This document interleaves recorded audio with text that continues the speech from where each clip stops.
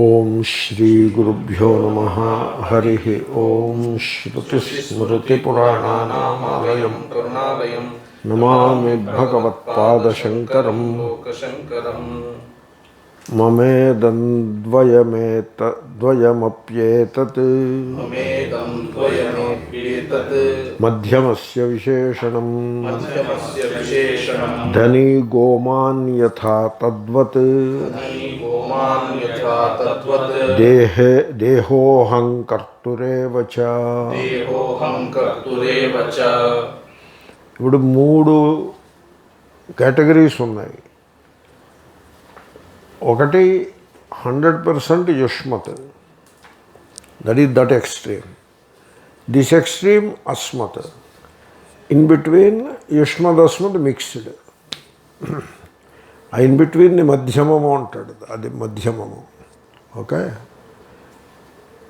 మధ్యమము పైన ఏం చెప్పాడు అలాగా చెప్తా. పైన మమా ఇదం అది ఫస్ట్ ప్లేస్లో పెట్టాడు. రెండు ఉన్నాయి దాంట్లో. అస్మతు యుష్మతు కాంబినేషన్ ఫస్ట్, యుష్మత్ మాత్రమే నెక్స్ట్. యుష్మద్యేవ కాదు అది ఫస్ట్. అది మమేదం ప్రత్యయౌ జ్ఞేయౌ యుష్మద్యేవ న సంశయ. అది ఫస్ట్. అంటే కేవలం యుష్మత్ ఫస్ట్. నేను ఇందాక చెప్పినట్టే. అస్మత్ సెకండ్ పెట్టాడు. కేవలం అస్మత్ సెకండ్. మిక్స్డ్ థర్డ్ పెట్టాడు. 1 2 3 అది వరుస. కాబట్టి కేవల అస్మత్ మధ్యమం అయింది, మిక్స్డ్ కాదు. నేను ఇందాక by mistake I said mixed కాదు. అయమస్మీత్ చోభయో అది లాస్ట్ కేటగిరీ కింద. ఆయన చేసిన సీక్వెన్స్ మనం ఫాలో అవ్వాలి. ఎందుకంటే ఆయన మధ్యమము అంటే రెండవదని అర్థం. అవుట్ ఆఫ్ 3 మమేదద్వయమప్యేతన్మధ్యమస్య విశేషణం ధనీ గోమాన్ యథా తద్వద్దేహోహం కర్తురేవ చ.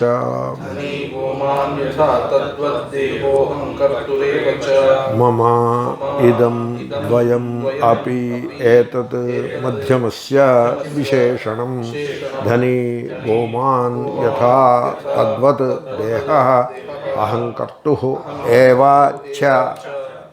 ఇంకా చిన్నపిల్లల్లాగా పదచ్ఛేదాలు నేను చెప్పడం మీరు చెప్పడం. ఇది ఏమైనా రెండో ఎక్కం పాఠం చదివినట్టు కాదుగా. మీరు చెప్పాలి పదచ్ఛేదం. ఇదం ఇది మమా నాది. ద్వయం అంటుంటే అలా చెప్తే ఎలా కుదురుతుంది? చెప్తే కుదరదు. అలాగా ద్వయం రెండు రావాలి కదా. ఇప్పుడు ఇది నాది అంటే ఒక్కటే వచ్చింది, రెండు ఎక్కడ వచ్చాయి? కాబట్టి మార్చండి. మమా నాది, ఇదం ఇది. ఇప్పుడు రెండు వచ్చాయి. ద్వయం ఏతత్ ఈ ద్వయమపి రెండు కూడా మధ్యమస్య అస్మత్తుకు. అది కదా మధ్యమం.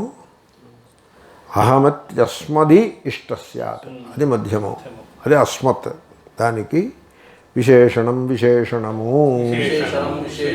కరెక్టే, అది బాగానే ఉన్నది. ఎందుకంటే మమాని వీడు ఎప్పుడు ప్రయోగించినా ఆ మమా పక్కన ఏది పెడతాడో అది అస్మత్తుకి విశేషణం అవుతూ ఉంటుంది. అస్మత్తుకి విశేషణం అవుతుంది. మమ గృహం అంటే అహమస్మి మమ గృహం. గృహం ప్రధానమా అహం ప్రధానమా? అహం ప్రధానం. అహం ప్రధానం. గుణం విశేషణం. అహం విశేషం, గృహం విశేషణం. అది అలా ఉండాలి. తెలివితేట అమాత్రం తెలివితేటలు ఉండాలి. అలా కాకుండా ఇల్లు ఒకటి కట్టి దానికి బానిస అయిపోవటం, ఇల్లుకి బానిస అయిపోవటం సరే కరెక్ట్ కాదు కదా. ఓ మహాత్ములు చెప్పారు, బాగా చెప్పారు అనిపించింది నాకు. ఒకడు ఇంటికి బానిస అయిపోయాడా లేదా అన్నదానికి దృష్టాంతం ఏమిటి అని అడిగారు. అంటే వాడు ఆ ఇల్లుని విడిచిపెట్టి వెళ్ళలేడు, అదే దృష్టాంతం. జైలు డెఫినేషన్ ఏమిటి? జైలు డెఫినేషన్ ఏమిటంటే when you want to walk out you cannot. That is the definition of a jail. ఇల్లు jail. When you want to walk out you cannot. ఇల్లు జైలు అది. Suppose when you want to walk out you can, then it is not a jail. అది మమ మీద ఆధారపడి ఉంటుంది. మమ మీద ఆధారపడి ఉంటుంది. ఆ మమ అనేది అంత బలంగా ఉంటుంది. అంచేత ముందు అట్లీస్ట్ మమ అనే లెవెల్లో పెట్టుకోవాలి. మమ గృహం అన్నట్టుగా పెట్టుకోవాలి. అహంగృహస్య అన్నట్టుగా పెట్టుకోకూడదు. అహంగృహస్య అనేసి అహంని గృహానికి విశేషణం చేసేస్తే ఇంకా వాడి జీవితంలో వాడు ఆ గృహానికి బానిసైపోతాడు. సో ఏమండి మీరు ఎవరండి అని అడిగారు అనుకోండి, mister Subbarao husband of Visalakshi అని చెప్పాడు అనుకోండి సపోజ్. అప్పుడు వీడు విశేషణం అయిపోయాడా లేదా? విశాలాక్షి గారికి విశేషణం అయిపోయాడా లేదా? నా తప్పేం లేదు అలా. It's okay, but that is how it works. Okay, that is how it works. So పూర్వం ఇల్లరికం అని ఉండేది. అల్లుడు ఇల్లరికానికి వెళ్ళాడంటే వాడిని ఏమనివ్వారండి, ఎవర్రా ఆయన ఎవర్రా అంటే ఫలానా ఆయన సుబ్బన్న గారు తెలుసా మీకు, వాళ్ళ అల్లుడు అని చెప్తారు. అంటే వాడికి ఒక స్వతంత్ర ప్రతిపత్తి ఉండదు. హీ బికమ్స్ విశేషణం టు ది మామగారు విశేషణం అయిపోతాడు. ఇక్కడ ఏమంటున్నారు, అస్మత్తుని మీరు స్వతంత్రంగా పెట్టండి. మమ గృహం, ఆ గృహం మమాకి అస్మత్తుకి విశేషణం అవుతుంది. అది నెంబర్ 1. తర్వాత ద్వయం అన్నప్పుడు మీరు ఆ ద్వయాన్ని చెప్పాలి. అందుకోసం ఇలా చెప్తున్నా. లేకపోతే ఆ ద్వయం అనే మాట లేకపోతే ఇదం మమ అనేది అస్మత్తుకి విశేషణం అని చెప్పి దండం పెట్టచ్చు.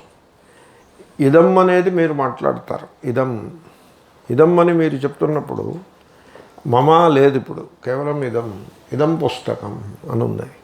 ఇదం పుస్తకం అన్నప్పుడు పుస్తకం దృశ్యము, చూసేవాడు ద్రష్ట ప్రస్తావన రాలేదు.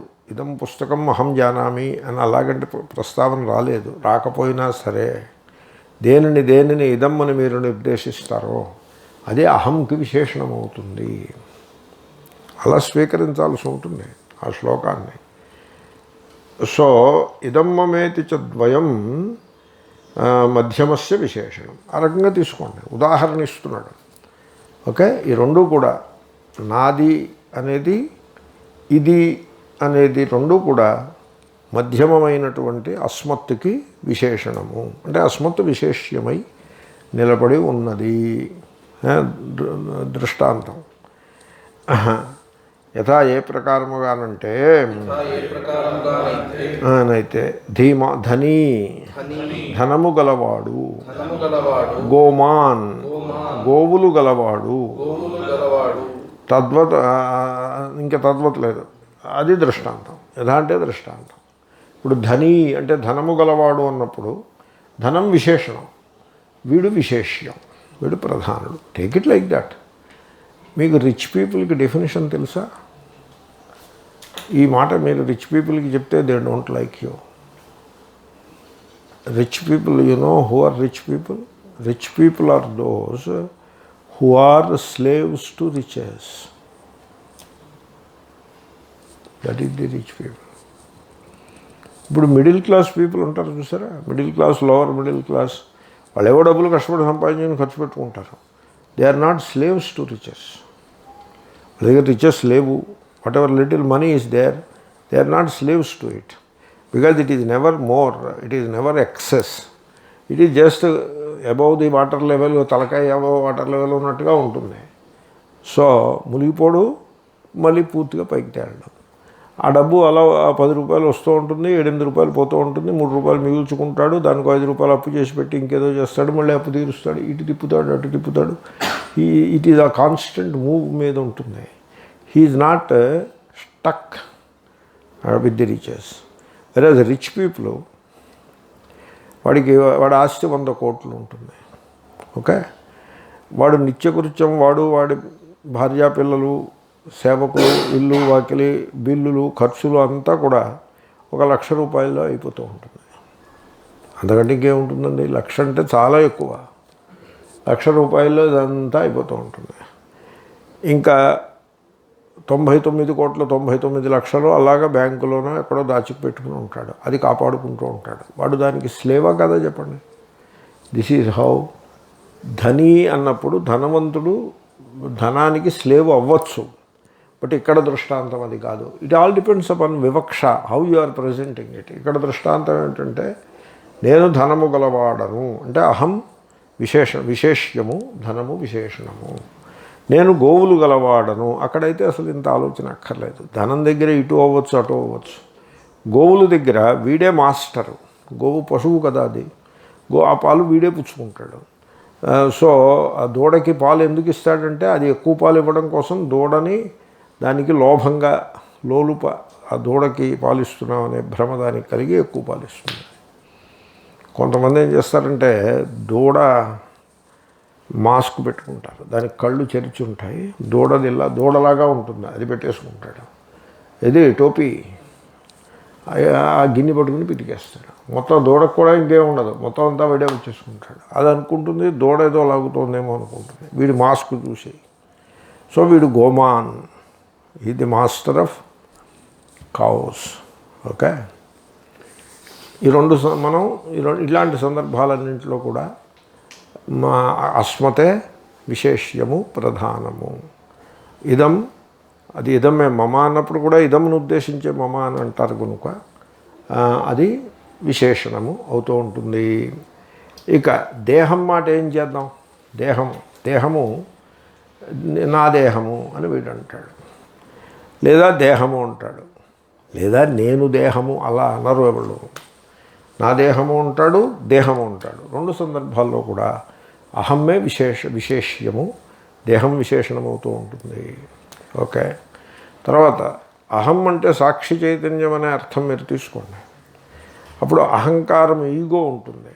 ఆ ఈగో కూడా ఆ సాక్షి చైతన్యమునకు అహం శబ్దం యొక్క సరైన అర్థం సాక్షి చైతన్యం, దానికి ఈగో కూడా అది విశేషణమే అవుతూ ఉంటుంది. ఇది చక్కటి వివేకం. ఈ వివేకాన్ని బాగా అభ్యాసం చేసుకోవాల్సి ఉంటుంది. తద్వత్ అదే ప్రకారముగా, అంటే అదే ప్రకారం అంటే ధనీ గోమాన్ అన్నప్పుడు ఎలా అయితే ధనము గోవులు విశేషణములు అయ్యాయో అదే ప్రకారముగా దేహము, ఓహో అహంకర్తు అంటున్నాడా, దేహము విశేషణము. ఎవరికి విశేషణము అంటే అహంకారానికి విశేషణం అంటున్నాడు. అంటే ఇప్పుడు అహం శబ్దమును అహంకారముగా స్వీకరించినాడు. ఓకే, అంటే ఇప్పుడు మళ్ళీ ఇందాక నేను చెప్పిన దాన్ని మోడిఫై చేసుకోవాలి. అంటే అర్థం ఏంటి? మమ అన్నప్పుడు ఆ మమ శబ్దం చేత నిర్దేశించబడేది అహంకారానికి విశేషణమవుతుంది. అహంకారం విశేష్యం. ఇదం అహంకారమునకు విశేష్యం. ధనీ అన్నప్పుడు కూడా ధనము అహంకారమునకు విశేషణము. నేను కరెక్ట్గా అంటున్నానా? అప్పుడప్పుడు రాంగ్గా అంటున్నాను, మీరు కవర్ చేసుకోండి. ఓకే, గోమాన్ అన్నప్పుడు గోవులు అహంకారమునకు విశేషణము, అహంకారమే విశేష్యము. దేహము కూడా అహంకారమునకే విశేషణము, అహంకారమే విశేష్యము. అంతవరకు పట్టుకొచ్చాడు. ఇప్పుడు ఆ అహంకారాన్ని తీసుకెళ్ళి సాక్షికి విశేషణం చేస్తాడు. నెక్స్ట్ బాగుంది, ప్రక్రియ చాలా బాగుంది. ముందు నేను అనే పరిచ్ఛిన్నమైన ఒక వ్యక్తి, ఒక పర్సన్, దానికి అహంకారము అని మీరు అనొచ్చు. అది పెట్టుకోండి. అది పెట్టుకుంటే ఈ మమ అనే సర్వము, ఇదంగా నిర్దేశించబడే సర్వము, ధనము గోవులు మొదలైనవి దేహముతో సహా అహంకారమునకు విశేషణము. బాగుంది కదా, వెరీ నైస్. మమ నాది అనేది, ఇదం ఇది అనేది, ఏతత్ ఈ ద్వయమపి రెండు కూడా మధ్యమస్య అస్మత్తునకు విశేషణము. ధనీ యథా, ధనము గలవాడు అన్నది దృష్టాంతము. అంటే ధనం విశేషణమైంది ఆస్మత్తుకి. గోమాన్ యథా, గోవులు గలవాడు వలే. వలే అంటే దృష్టాంతం. గోవులు గలవాడు అన్నప్పుడు గోవులు ఆ అస్మత్తుకి విశేషణమైంది. తద్వత్ అదే ప్రకారముగా దేహము చ కూడా అహంకర్తురేవ, అహంకారమునకు మాత్రమే విశేషణము.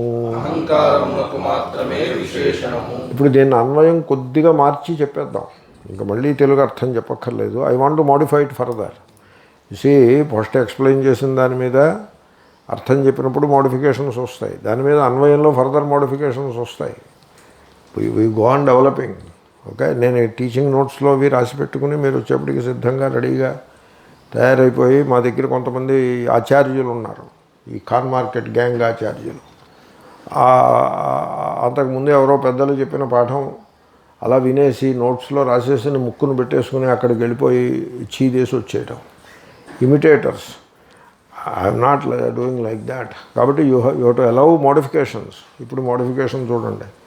మమ ఇదం ఏతద్వయమపి మధ్యమస్య అహంకర్తృవిశేషణం. మోడిఫై చేశాను, గమనించారా? యథా ధనీ గోమాన్ తద్వత్ దేహశ్చ అహంకర్తురేవ విశేషణం. సరిపడిందా? ఇది కరెక్ట్ ఫైనల్ పొజిషన్. ఈ ఫైనల్ పొజిషన్ రావడానికి మనకి 3 స్టెప్స్ పట్టింది. రైట్. మమేదన్వయమప్యేతన్మధ్యమస్య విశేషణం ధనీ గోమాన్ యథా తద్వద్దేహోహంకర్తురేవ చ.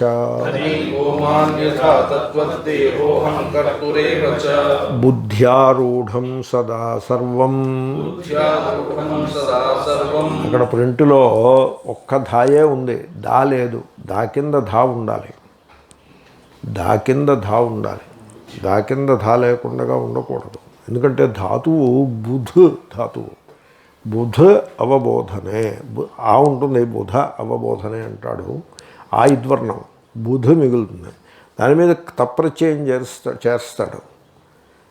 క్తి క్తిన్, స్త్రీయాం క్తిన్, తీ చేరుస్తాడు. బుధ తీ అవుతుంది. ఝషస్తథోర్ధోధ అనే సూత్రం చేత బుధు తీ అని ఉన్నప్పుడు ఆ తకారానికి ధా వస్తుంది. బుధు ధీ ఖరిచ బుధు ధీ అవుతుంది. కాబట్టి 2 ధాలు ఉంటాయి. వార్తికము అన్నప్పుడు 2 తాలు ఉంటాయి. వృత్తి నుంచి వార్తికం వచ్చింది. వృత్తిలో 2 తాలు ఉంటే మీరు ఆది అచ్చుకి గుణం అది చేసేప్పటికి 2 తాలు ఒకటవదు.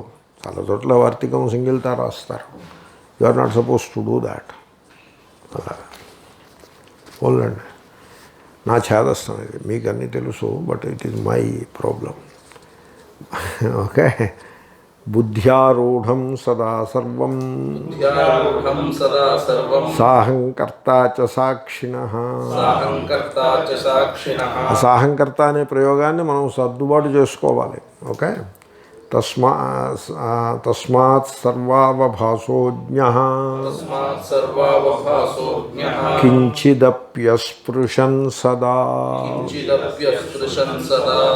బుద్ధ్యారూఢం సదా సర్వం సాహంకర్త చ సాక్షిణః తస్మాత్ సర్వావభాసః జ్ఞః కించిత్ అపి అస్పృశన్ సదా. సదా అన్ని కాలముల యందు బుద్ధ్యారూఢం బుద్ధియందు ఆరూఢమైన సర్వం సర్వము. బుద్ధియందు ఆరూఢమైన సర్వము అంటే ఏమిటో తెలిసిన, మీరు ఆలోచించే సర్వము అని అర్థం. మీరు దేని గురించి ఆలోచిస్తే అది బుద్ధిలోకి ఎక్కింది. ఆరూఢం అంటే ఎక్కడం. ఇప్పుడు ప్రవాహంలో ఏవో దొంగలు కనపడుతున్నాయనుకోండి, అంటే ఎక్కడో ఓ చోట అది ఆ దొంగ ఆ కట్టె ప్రవాహంలో ప్రవేశించిందనమాట, ఎక్కడో ఒక చోట. అలాగే బుద్ధిలో ఘటం వచ్చిందంటే బుద్ధిలో ఘటాన్ని గురించి ఆలోచన మొదలైంది అని అర్థం. కాబట్టి బుద్ధిలో ఆరోహిస్తుంది. ఈ ఆరోహానికి ఒక క్రమం కూడా చెప్పారు. బయట ఉంటుంది, కన్ను ద్వారా బుద్ధిలోకి వెళ్తుంది ఆరోహించడం. ఈ శబ్దం బయట ఉంటుంది, చెవి అలాగా టేక్ ఇట్ లైక్ దాట్. చెవి ద్వారా బుద్ధిలో ఆరోహిస్తుంది అలాగా. కాబట్టి బుద్ధిలో ఆరోహించే సర్వము అంటే బుద్ధితో సంకల్పించే సర్వము. ఓకే. ఏమంటే మరి ఈ అహంకారం మాట ఏమిటి? అహంకారం కూడా బుద్ధిలోనే ఉంటుంది. అహంకారం ఆత్మ కాదు. ఆత్మ వలే అనిపిస్తుంది, ఆత్మ వలే భాషిస్తుందని కూడా మీరు చెప్పచ్చు. ఆత్మాభాష. అంటే సాహంకర్త అన్నా కూడా సమస్యే. సహాహంకర్త అని ఉండాలి. అహంకర్త తృతీయ విభక్తి చేసిన తర్వాత ఇంకా సాతోటి సమాసం ఉండదు. సహా వేరే పెట్టాలి. అహంకర్త సహా. ఇప్పుడు సాహంకర్త అన్నది మీరు సమాసం చేసినట్లయితే అహంకర్త సహితం అని సమాసం చేస్తే సాహంకర్తృ అని ఉండాలి. ఎందుకంటే సర్వముకి విశేషణం కనుక సాహంకర్తృ అని ఉండాలి. లేదా సహ అహంకర్త సంధి చేస్తే సహాహంకర్త అని, అవి కరెక్ట్ ప్రయోగాలు. కానీ అక్కడ మీటర్ కోసమని అలా చేసేశారు. సాహంకర్తృ అనొచ్చు, సాహంకర్త అనేశారు. అహంకారముతో కూడిన సర్వము, సర్వానికి విశేషణం. ఏమంత అద్భుతంగా లేదు అది, but still you have to take it like that. ఏవో లేఖక ప్రమాదాలు అవి ఉంటాయి కూడా. తర్వాత అన్ని సందర్భాల్లోనూ శంకరులు పాణిని ఎదుర్కొండా పెట్టుకుని రాయరు. ఆయన రాసినవి కొన్ని పాణినికి ఇటు అటు పోతూ ఉంటాయి. It is known. సమాసాల్లో, ముఖ్యంగా సమాసాల్లో పాణిని గారి పద్ధతి సమర్థ పదవిధి అని చెప్పిన దాన్ని ఇటు అటుగా పోతూ ఉంటుంది. అలాగా నేను ఒకసారి భగవాన్ వేదవ్యాస విరచిత శ్రీమద్భాగవతం అని హెడింగ్ పెట్టాను.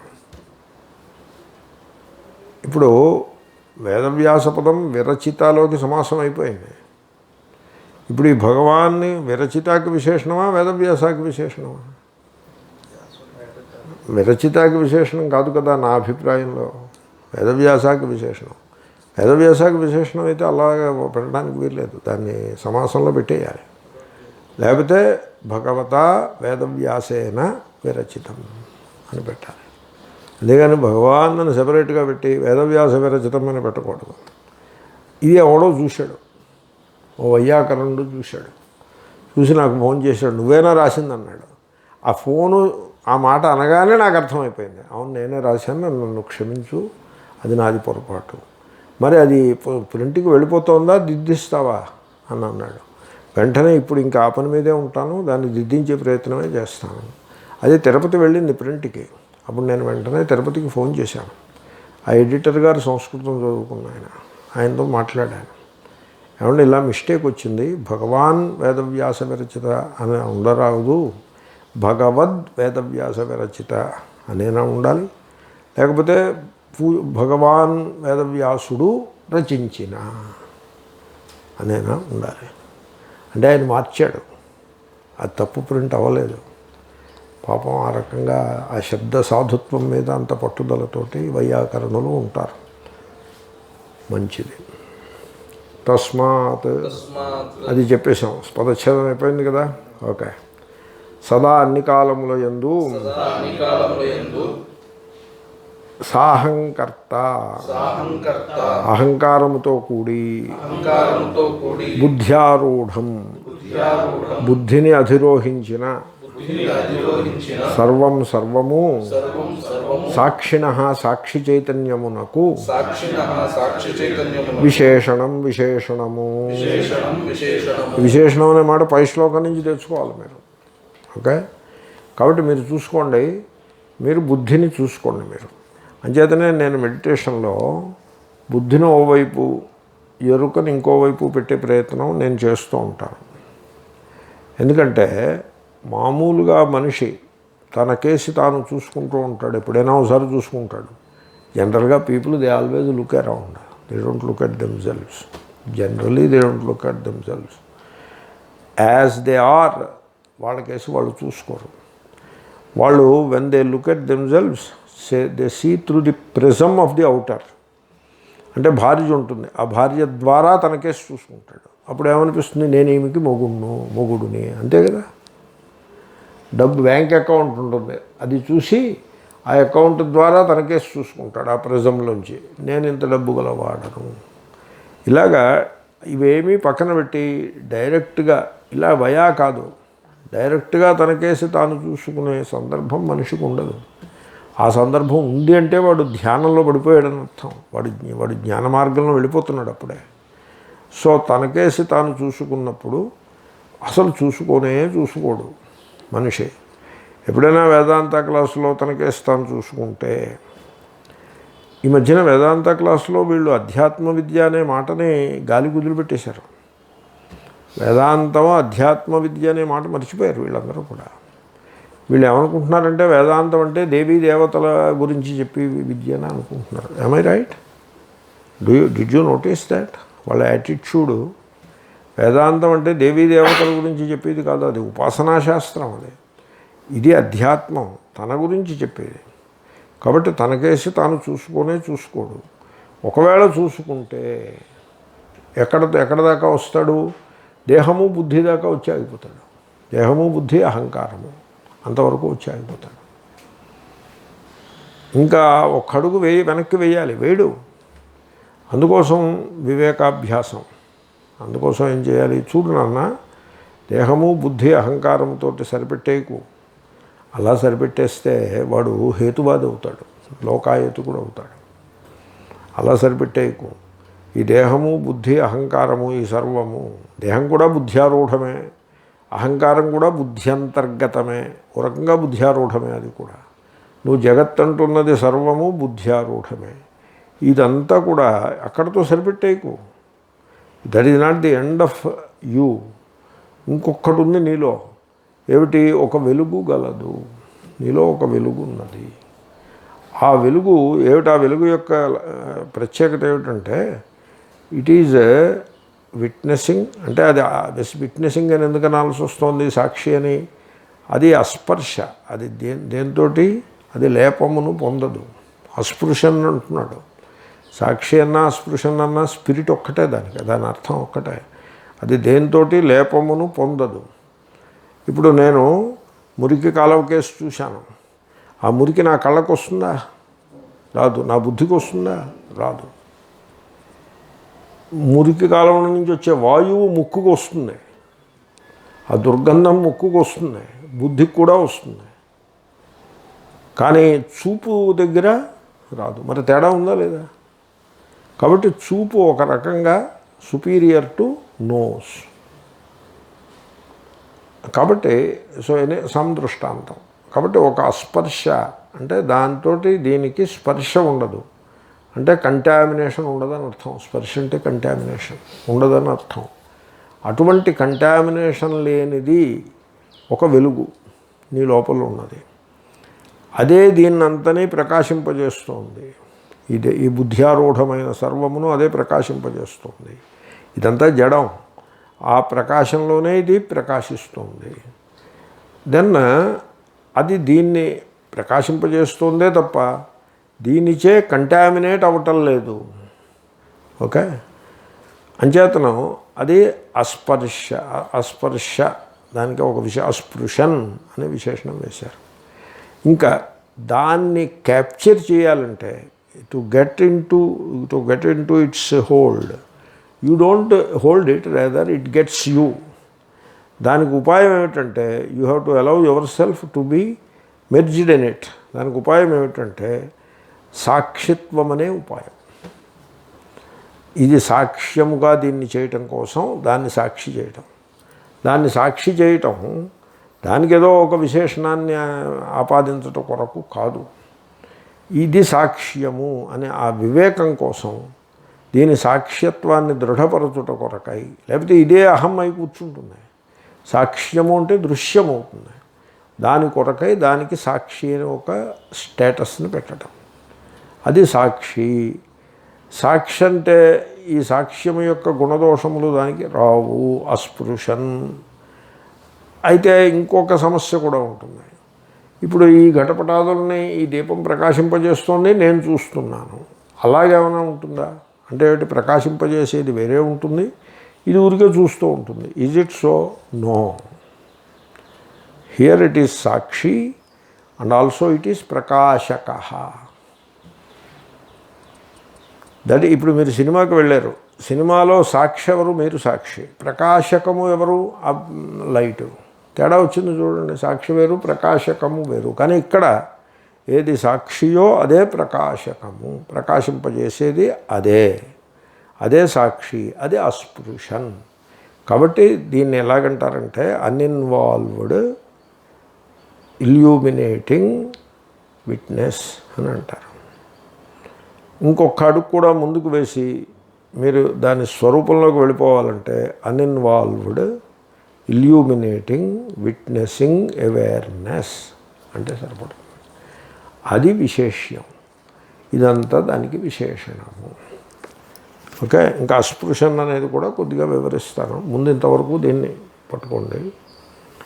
తస్మాత్ అందువలన సర్వావభాస సర్వమును ప్రకాశింపజేసే జ్ఞ సాక్షి చైతన్యము, అది పైన చెప్పిన సాక్షికి జ్ఞ రెఫరెన్స్ అన్నమాట. అది సర్వమును, ఆ పైన చెప్పిన సర్వముందు చూడండి, బుద్ధ్యారూఢం సర్వం, దాన్ని ప్రకాశింపజేసేది మళ్ళీ ఇంకొకటి కాదు, ఇదే సర్వం. అది సాక్షి సదా ఏకాలమునందైనను కించిదపి దేనినైనను అస్పృశన్ స్పృశించనిది. అది దీన్ని మాండూక్యంలో దీనికి ఒక పేరు పెట్టారు, స్పర్శయోగో వైనామా అని ఒక శ్లోకం, ఒక కారిక ఒకటి ఉన్నది. ఆ కారిక నోటికి వచ్చి ఉంటే మంచిది కూడా, నాకు గుర్తులేదు. అస్పర్శయోగో వైనామ, నామ అంటే ప్రసిద్ధం, ప్రసిద్ధ, అదొక యోగం. అస్పర్శ యోగం అంటే ఏమిటి? అన్నీ తెలుస్తూ ఉంటాయి, దేనితోటి మీకు స్పర్శ ఉండదు. అదే అస్పర్శ యోగం. దీన్ని అభ్యాసం చేయమన్నారు. ఇప్పుడు మీరు నక్షత్రాల కేసు చూస్తారు, నేను అలా అంటున్నా, దాన్ని కూడా స్పర్శలో పెట్టేసి వాళ్ళు లేకపోలేదు. నక్షత్రాల కేసు చూసినప్పుడు మీరు నక్షత్రాలు తెలుస్తాయి, స్పర్శ ఉండదు.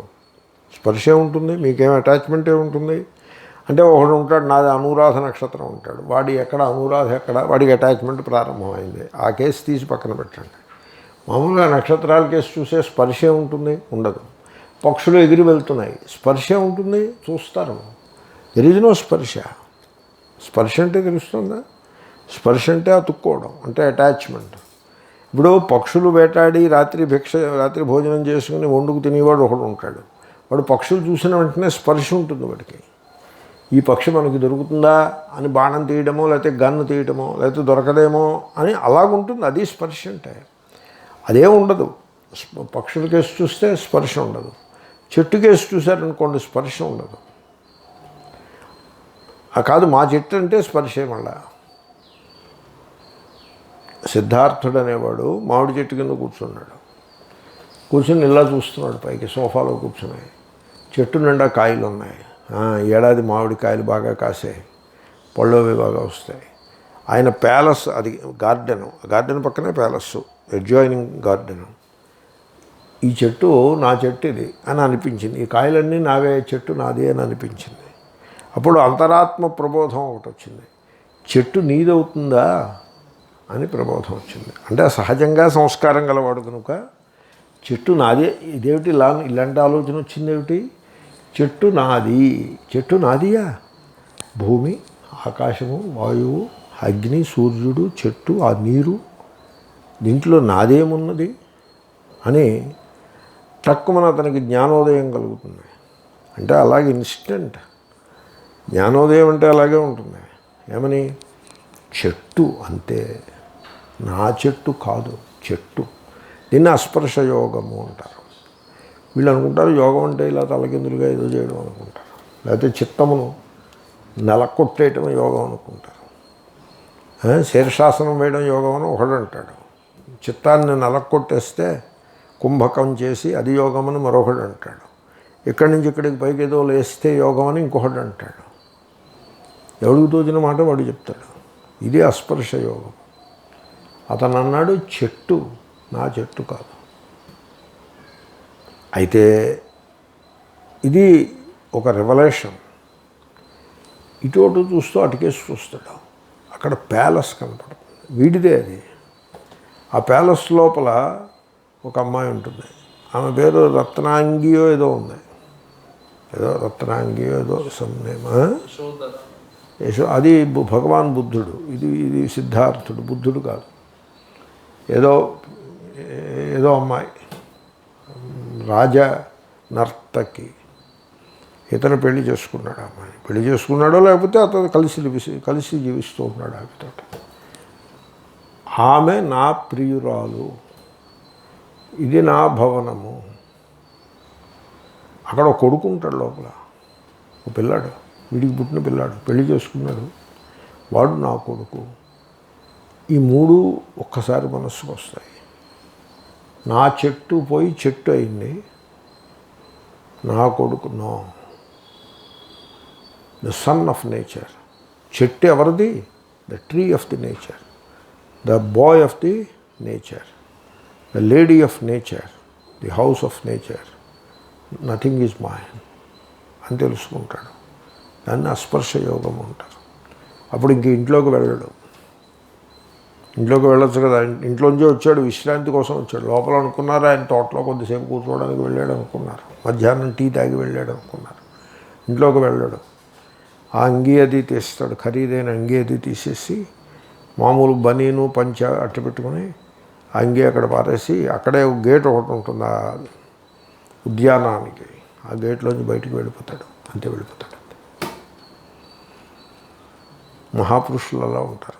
అస్పర్శ యోగ, దీన్ని అస్పర్శ యోగము అన్నారు. స్పర్శ ఉండదు. నేను is it practical? It is practical. ఇప్పుడు ఆ చెట్టు కేసు చూస్తాం. నేను రోజు లేవగానే ఆ చెట్టు కేసు చూస్తా. ఒకప్పుడు దండం కూడా పెడతా చెట్టుకి. సత్తే ఆ రూపంగా ఉన్నది, విభూతి. అయితే నా అనే మాట ఉండదు దాంట్లో, నా లేదు. ఎవరో కాయ కోయబోతుంటే చెప్పాను కూడా, మనం కోయకూడదమ్మా, నువ్వు కోయకూడదని చెప్పలేదు నేను. మనం కోయకూడదు, అది మనది కాదు, ఆ పక్క ఇంట్లో వాళ్ళది, నువ్వు వెళ్ళి వాళ్ళని అడిగి తీసుకో అని చెప్పి నేను ఆపాను. So there is no question of నా. కాబట్టి మనిషిలో ఈ అస్పర్శ ఉంది, ప్రతి వాళ్ళలో ఉంది. నేను అనేది ఏంటంటే లేదని చెప్పట్లేదు, ప్రతివాడిలో ఉంది. కానీ ఆ ఉన్నది మిణుకుమంటూ ఎప్పుడు ఆరిపోతుందా అన్నట్టుంది. అది ప్రకాశించట్లేదు బాగా. కాబట్టి మీలో మీరు చూసుకుంటే ఈ స్పర్శ, చెట్టుకేసి చూసినప్పుడు స్పర్శ ఉందా? లేదు. రోడ్డు మీద నడిచి వెళ్తూ అనేకం చూస్తారు. గాంధీ హాస్పిటల్ బిల్డింగ్ వేసి చూస్తారు, పెద్ద బిల్డింగ్. స్పర్శ ఉందా? లేదు. సో దీన్ని బట్టి ఓ ప్రశ్న ఉదయిస్తుంది, నా స్వరూపంలో స్పర్శ ఉంటుందా? అది ప్రశ్న. అహంకారాన్ని సలహా అడిగారనుకోండి, ఉందని చెప్తున్నది. ఎందుకంటే అహంకారం అనేది స్పర్శ నుంచి పుట్టింది, మమా నుంచి పుట్టింది. అహంకారము, స్పర్శ ఉంటేనే అహంకారం ఉంటుంది, స్పర్శ లేకపోతే అహంకారం ఉండదు. స్పర్శ నుంచి పుట్టింది అది. It wants to preserve itself, it doesn't want to die, it wants to preserve itself. అంచేతన అది స్పర్శని గట్టిగా పట్టుకుంటుంది. నేను ఉండాలంటే నాది ఉండాలి, ఇది నాది, అది నాది అని అలా పట్టుకుంటుంది. అదే అహంకారం. మీరు అహంకారాన్ని మీరు వెళ్ళి సలహా అడిగితే అది ఏమని చెప్తుంది? స్పర్శే అని చెప్తుంది.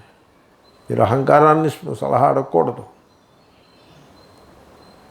మీరేం చేయాలంటే, ఈ మామిడి చెట్టు దగ్గర స్పర్శ లేదు, ఆ బిల్డింగ్ దగ్గర స్పర్శ లేదు, ఆ పక్షుల ఎడల స్పర్శ లేదు, నక్షత్రాల ఎడల స్పర్శ లేదు, మనం చూసి దాంట్లో 99.99% మీద స్పర్శ లేనే లేదు. కాబట్టి మన స్వరూపము అస్పర్శ, మన స్వరూపం అస్పర్శ.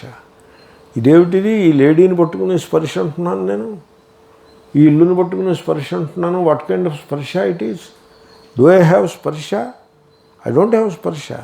But then why do I experience స్పర్శ? వాట్ ఈస్ దిస్ స్పర్శ? మీకు ఈరోజు పాఠం స్పర్శ యోగమే. ఏమిటి స్పర్శ? ఏమిటి? What is it that I'm experiencing?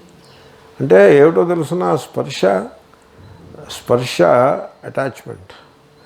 It is essentially, దాని స్వరూపం ఏమిటంటే సైకలాజికల్ డిపెండెన్స్. అది స్పర్శ. స్పర్శ యొక్క సారం అది.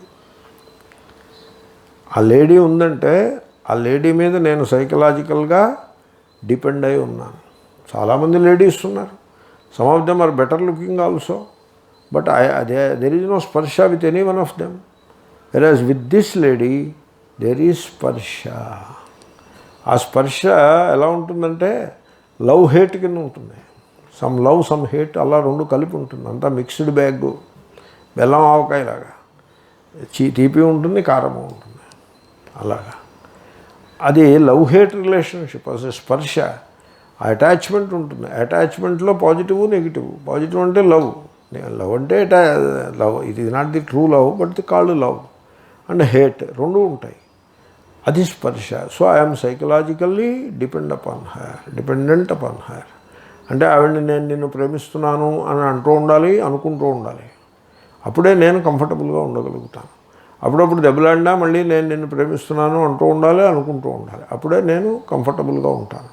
సపోజ్ సడన్లీ ఆ భూమి ఇలా తెరవచ్చుకుని ఆ వ్యక్తులు భూమి లోపలికి వెళ్ళిపోయింది అనుకోండి, అప్పుడు నేను ఏమైపోతాను?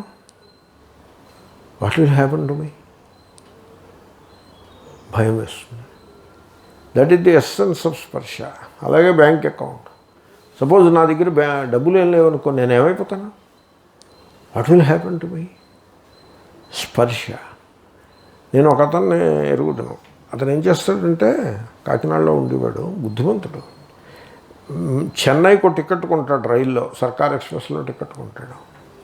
ప్యాంటు షర్టు ఇంక చేతిలో సంచి ఉండదు, ఏముండదు. ఆ టికెట్ జేబులో పెట్టుకుని సర్కార్ ఎక్స్ప్రెస్ ఎక్కుతాడు. ఎక్స్పెరిమెంట్. Look at him. రెండో జత వస్త్రాలు కూడా ఉండవు, చేతులు ఆడించుకుంటూ వెళ్ళి సర్కార్ ఎక్స్ప్రెస్ ఎక్కుతాడు. రాత్రి భోజనం ఏం చేస్తాడు? ఏం చేస్తాడు? మొన్నటి పొద్దున్న పళ్ళు ఎలా తోముకుంటాడు? ఎలా తోముకుంటాడు? He will do all those things. He will do, ఏదో చేస్తాడు. అది మీరు ఎక్స్పెరిమెంట్ చేస్తే తెలుస్తుంది ఏం చేస్తాడంటే. ఎవడో మిత్రుడు ఉంటాడు, ఎవడో అడుగుతాడు, ఏమయ్యా ఏమిటి నువ్వు టిఫిన్ తెచ్చుకోలేదా? తెచ్చుకోలేదని అంటాడు.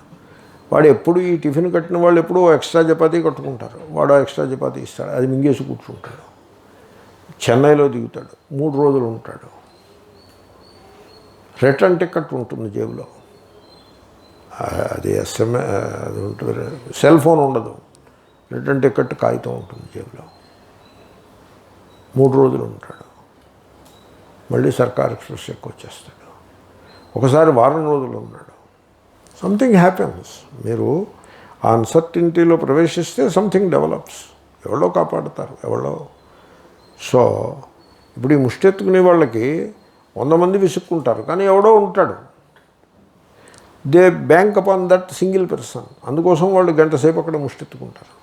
100 మంది దగ్గర ముష్టెత్తుతాడు, ఎవడో ఒకడు దొరుకుతాడు వాడికి. ఇతను ముష్టెత్తుకుంటాడా, ఏం చేస్తాడో తెలియదు. 1 వీక్ అయిన తర్వాత వస్తాడు, ఈ ఎక్స్పెరిమెంట్ చేస్తాడు. ఆయన అని చెప్పాడు నాతో, ఈ ఎక్స్పెరిమెంట్ వల్ల నాకు ఈ స్పర్శ అనేది మన స్వరూపంలో లేదని అర్థమైంది అని చెప్పాడు. There is no, you have to prove to yourself that there is no స్పర్శ. ఇప్పుడు సన్యాసం అని సన్యాసం పుచ్చుకున్నప్పుడు ఏమనుకున్నాడు? నాకు స్పర్శ లేదు అని అనుకుని పుచ్చుకుని ఉంటాడు. తర్వాత తెలుస్తుంది వీడికి స్పర్శ ఉందా లేదా అన్న తర్వాత తెలుస్తుంది. ఉండొచ్చు, ఉండకపోవచ్చు. Like that. కాబట్టి మీరు ఎక్స్పెరిమెంట్ చేసి ఆ స్పర్శ లేదు అని నిర్ధారించుకోవాలి. సో వేరెవర్ మీకు స్పర్శ ఉందో అక్కడ యూ హ్యావ్ సైకలాజికల్ డిపెండెన్స్. అది స్పర్శ అంటే. ఆ సైకలాజికల్ డిపెండెన్స్ కరెక్టా? అది is it true or false? It is false. That's why physical dependence is not false. Psychological dependence is false. Physical dependence is the fact of life. Truth ఏమీ కాదు, fact of life. ఫిజికల్గా వాళ్ళు ఎవరో breakfast ఇచ్చారు నాకు, so like that life goes. Psychological dependence డబ్బు మీద, ఒక స్త్రీ మీద లేదా పురుషుడి మీద, ఆ సైకలాజికల్ డిపెండెన్స్ అనే దానికి స్పర్శ అని పేరు. అది నువ్వు జాగ్రత్తగా చూసుకుంటే, ఈ అహంకారమును కూడా సాక్షిగా దర్శించడం అభ్యాసం చేస్తే, there is a meditation in which you watch the moment of ego మూమెంట్ని కూడా వాచ్ చేస్తారు మీరు. ఈగో మూవ్ అవ్వడం ప్రారంభిస్తుంది. Suddenly you become alert and watch its moment. అలాగా ఆ అలర్ట్నెస్, అది ధ్యానం. ఇప్పుడు ఎవడో కనబడతాడు, ఏమిట్రా వీడిలా ఉన్నాడు, వీడేదో దౌర్భాగ్యుల్లో ఉన్నాడే అనిపిస్తుంది. అనిపించిన వెంటనే వీడు అలర్ట్ అవుతాడు. అదేమిటి, నేను వాడిని గురించి అలాగంటి భావన ఎందుకు చేశాను? That is the ego. It is the moment of the ego. So therefore the ego put itself in a particular position and then it judges the other person in one way. So through the prism of the ego వాడు దౌర్భాగ్యుల్లా కనపడ్డాడు నాకు. నిజానికి it is the ego which is saying that he is this, he is that అని నేను గమనిస్తా. And therefore I have now notice the moment of ego. That is the సాక్షి. దాన్ని అలర్ట్నెస్ అంటే సాక్షి. సాక్షికి మరో పేరు అలర్ట్నెస్. అది సాక్షి చైతన్యం యొక్క ప్రకాశం కనుక అది. సో వెంటనే వాడు దౌర్భాగ్యుడు అనే థాట్ ప్రాసెస్ అది ముందుకు వెళ్ళదు, అది సడన్గా కట్ అయిపోతుంది. అహంకారము it cannot build any further. అది బిల్డ్ చేస్తుంది, now it cannot build any further, it is suddenly cut. ఆ సాక్షి చైతన్యం అంటే ఆల్రెడీ ఆ స్పర్శ హ్యాస్ కిక్డ్ ఇన్. ఈ రకంగా మీరు అభ్యాసం చేసి దీన్ని మెడిటేషన్ అంటారు. This is meditation. మీరు ధ్యానం చేసి మీ యొక్క స్పర్శను మీరు అనుభవానికి తెచ్చుకోవాలి. ది ఫ్యాక్ట్, ద ట్రూత్ ఏమంటే మీకు దేనితోటైనాను స్పర్శ లేదు. That is the truth. మీరు యూ టేక్ యువర్ టైం. మీరు ఈవేళ తెలుసుకోవచ్చు, నెల రోజుల తర్వాత తెలుసుకోవచ్చు, 10 ఏళ్ల తర్వాత తెలుసుకోవచ్చు, 100 జన్మల తర్వాత తెలుసుకోవచ్చు, మీ ఇష్టం. మీకు దేనితోనూ స్పర్శ లేదు అని తెలుసుకోవడం. అంటే దీన్ని కొంతమంది తప్పుగా అర్థం చేసుకుంటారు. ఎలాగా? మిస్ఇంటర్ప్రెట్. ఎలాగా? Oh that means you are very careless. No, the person is not careless, is very kind, not careless. Selfish person kind ఉండగలుగుతాడా? Selfish person can he be kind? He can never be kind. Only అస్పర్శ యోగం తెలిసిన వాడు మాత్రమే కైండ్గా ఉండగలుగుతాడు, వాడే ప్రేమించగలుగుతాడు. It not careless. No, it is indifference. It is not indifference. It is not indifference. It is not careless. It is not indifference. It is what? It is psychological freedom. ఆ సైకలాజికల్ డిపెండెన్స్ పోయిందంటే it is psychological freedom. That is what it is. దాని యొక్క ప్రయోజనం ఏమిటి అంటే ఈ falls attachment పోయింది, యథార్థమైన ఫ్రీడమ్ అనుభవానికి వస్తుంది. అప్పుడే మీరు యథార్థంగా ఇతరులను ప్రేమించగలుగుతారు. దట్ ఈజ్ ది కాల్డ్ జీవన్ముక్తి. సో ఆ విధంగా ఆ స్పర్శను అర్థం చేసుకోవాల్సి ఉంటుంది.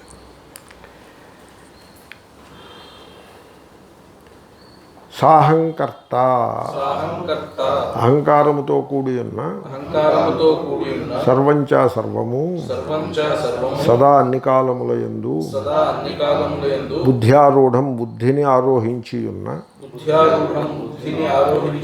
సర్వం సర్వము సాక్షిణ సాక్షికి విశేషణం విశేషణము.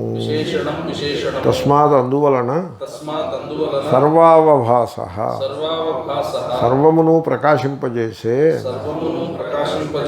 జ్ఞః సాక్షి చైతన్యము సదా అన్ని కాలముల యందు కించిదపి దేనినైనను అస్పృశన్ స్పృశించేది కాదు.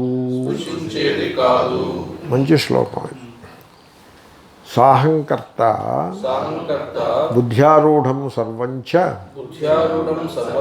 సదా సాక్షిణో విశేషణం. తస్మాత్ సర్వావభాసో జ్ఞః సదా కించిదపి అస్పృశన్ వర్తతే. బుద్ధ్యారూఢం సదా సర్వం సాహంకర్త చ సాక్షిణః. తస్మాత్ సర్వావభాసో జ్ఞః కించిదప్యస్పృశన్ సదా. ప్రతిలోమమిదం సర్వం యథోక్తం లోకబుద్ధితః అవివేకధియామస్తి నాస్తి సర్వం వివేకినాం. రేపు చూద్దాం.